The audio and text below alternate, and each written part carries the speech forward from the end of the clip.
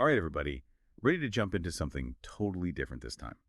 We're talking ethical hacking today. And no, before you click away thinking we're teaching you how to hack your ex's Facebook, think again. This is about using tech skills, those computer smarts, for good, like a Yeah. digital superhero kind of thing, Yeah.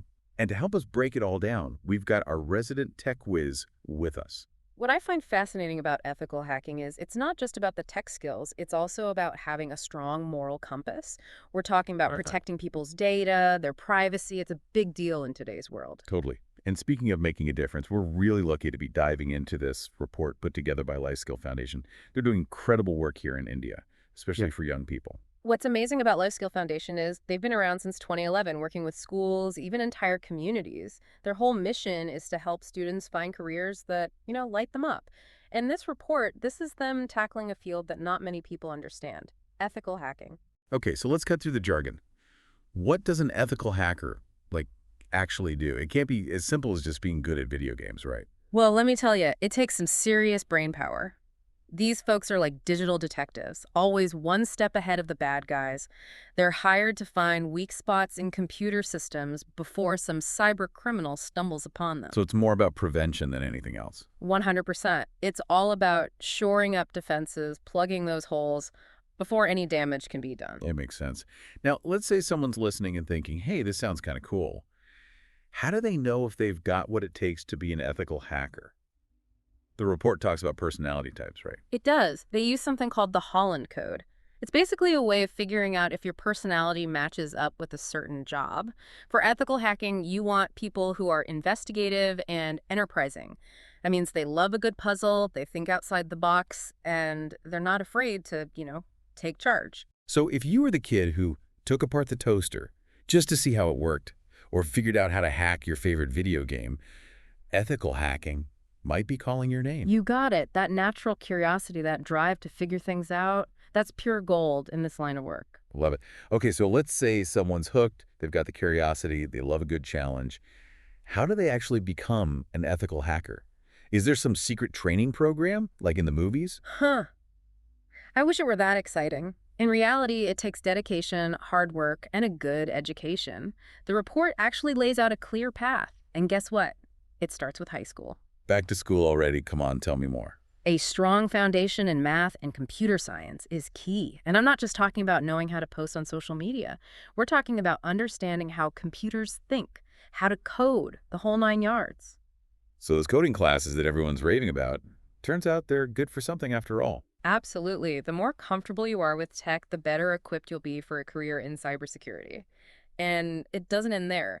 This report recommends, taking it up a notch with a bachelor's degree. So we're talking full-on college experience. Any specific majors come to mind? Computer science, IT, even a cybersecurity program, those are all fantastic options. It's all about like diving deeper into those core skills. Becoming fluent in computer language, basically. You got it. And once you've got that solid foundation, the report stresses the importance of certifications. It's like, earning your stripes in the cybersecurity world. Ah, certifications. We touched upon those earlier.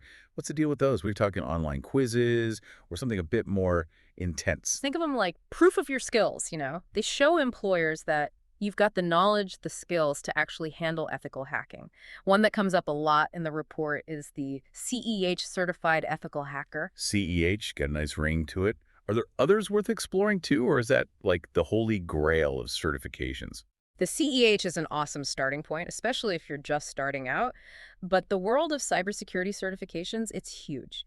As you get more experience, you might aim for something like the CISSP, that stands for Certified Information Systems Security Professional. It's for the more seasoned pros. Okay, so it's like leveling up in a video game, except instead of collecting coins, you're collecting these like badges of honor. Exactly. Each certification, it opens new doors, it lets you specialize even more, and the report even lists like reliable organizations that offer these certifications so you're not just out there guessing. Now, you mentioned job zones before. Does that tie into all of this? It totally does. Life Skill Foundation, they did a deep dive into the job market, broke down the typical career path for an ethical hacker, and they came up with these zones. Okay, so walk me through it. Say I'm fresh out of college, CEH certification proudly displayed on my wall, ready to take on the world. What am I looking at in that first job zone? Think entry-level positions, junior security analyst, maybe a cybersecurity intern. You're just getting started, learning from the best. Crucial stepping stone. Got it. And salary-wise at that stage? Are we talking ramen noodles for dinner, or can I actually afford to pay rent? According to the report, with those certifications, a little hustle, you can expect a pretty decent starting salary. Enough to ditch the instant noodles, maybe even treat yourself once in a while. But of course, as you gain experience, climb that job zone ladder. The bigger the paycheck, right? Yeah. Spill the beans. What else is there? So a few years under your belt, you hit that sweet spot, job zone 3. We're talking mid-level positions now, things like penetration tester, security consultant. Maybe you even specialize in something like network security.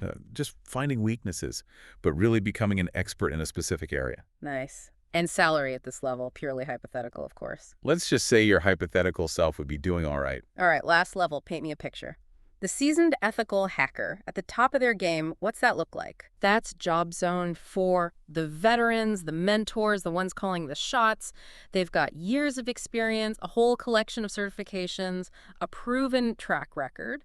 Think cybersecurity manager, chief information security officer, the people protecting a company's most important digital stuff. Talk about in demand. I bet those roles, they come with a salary that would make even Hollywood hackers jealous. You're not wrong. No. But honestly, it's not all about the money, right? What's truly rewarding, it's knowing that you're making a real impact, that you're keeping people and organizations safe from these cyber threats. Okay, true. But a little extra padding in the bank account never hurt anyone. Of course not. And that's what's great about Life Skill Foundation's report. It highlights that ethical hacking, it's a profession, a skilled one, and it comes with the potential for a great career. Now, something that's always bugged me about ethical hacking is the ethical part. Is it really as simple as, just not being a bad guy? Or is there more to it? Because let's be real, the hacking world, it's not always black and white. It's more nuanced than that. I knew. The report actually dives right into that. Ethical hackers, they've got a strict code of ethics, legal boundaries they have to operate within. We're not talking about some vigilante hacker taking down the system from their basement. So no hacking into the CIA just for kicks. Nope, not quite. Ethical hackers, they're hired by companies to find those vulnerabilities, not exploit them. They have authorized access for, let's say, more noble purposes. Okay, so more like ethical ninjas of the digital world. Exactly. And the report gives a really cool peek behind the scenes. Imagine this. You're brought in to test the security of, say, a bad online system. High stakes. Right. So as an ethical hacker, you might actually simulate a cyber attack just like a real criminal would, looking for those weak points. So they have to think like the bad guys, but with good intentions. Exactly. By doing that, they can kind of anticipate those potential attacks and, find the vulnerabilities before a real criminal does. Pretty smart. Yeah. But it can't be just about finding the weak spots, right? What happens once they uncover something? That's where the real work comes in. Ethical hackers don't just point at things and say, that's broken. They come up with solutions.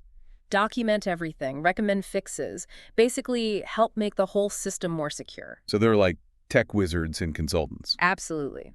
And because they're dealing with such important information, they need a mix of hardcore technical skills and those, people skills. Okay, so more than just being a coding whiz. What other skills are we talking about here? Communication is huge. Ethical hackers have to explain complex tech stuff to all sorts of people, from the IT guys to, the CEO. Not everyone speaks their language. Yeah, not everyone's fluent in binary code. Right. They also have to be amazing problem solvers, able to think on their feet. And don't forget about patience. Tracking down cyber threats, it can be like finding a needle in a haystack, seriously. So a little detective work, a little tech wizardry, a whole lot of patience. Sounds like ethical hacking isn't for everyone. It's challenging, no doubt.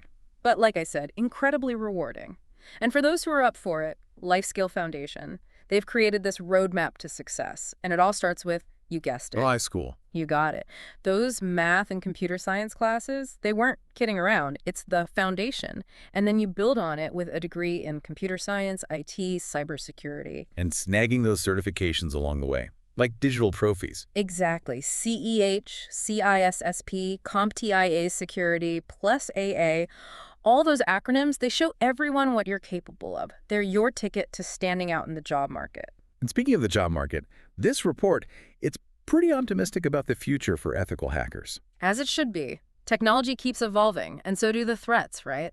Every company out there needs to protect its data, its systems. That's where ethical hackers come in. So we're talking about a career that's in high demand, pays well, and lets you make a real difference in the world. Exactly. Ethical hackers, they're the good guys and gals of the digital age, protecting our data, our privacy, making the online world a safer place. It's the perfect blend of tech skills, critical thinking, and a strong moral compass. So if you're listening, and this sounds right up your alley, if you're ready to explore the world of ethical hacking, do yourself a favor. Hmm. Check out Life Skill Foundation's report. It's packed with insights and resources, practical advice, everything you need to get started. They've demystified a really complex field, made it accessible to everyone. It's truly inspiring.